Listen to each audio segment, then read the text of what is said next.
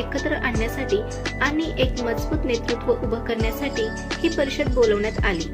ही परिषद भरवली महाराष्ट्रातील विविध अस्पृश्य संघटनांनी, समाजसुधारक कार्यकर्त्यांनी, तरुण कार्यकर्त्यांच्या पुढाकाराने, पण सर्वात महत्त्वाचं म्हणजे या परिषदेवर राजर्षी शाहू महाराजांचा स्पष्ट आशीर्वाद होता। या ऐतिहासिक परिषदेचे अध्यक्ष होते डॉक्टर बाबासाहेब आंबेडकर। त्यावेळी त्यांचं वय फक्त 29 वर्ष होतं। ते नुकतेच अमेरिका व लंडन मधून उच्च शिक्षण घेऊन भारतात परतले होते।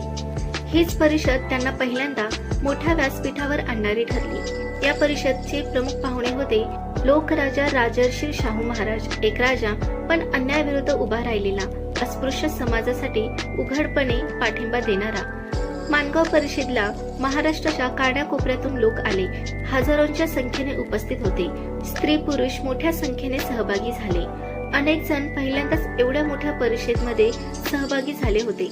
लोकांच्या डोळ्यात आशा होती। या परिषदेमध्ये डॉक्टर बाबासाहेब आंबेडकरांनी अत्यंत ठाम शब्दात सांगितलं, आपण शिक्षण घेतल्याशिवाय आपली सुटका होणार नाही। त्यांनी समाजाला सांगितलं, शिक्षण घ्या, संघटित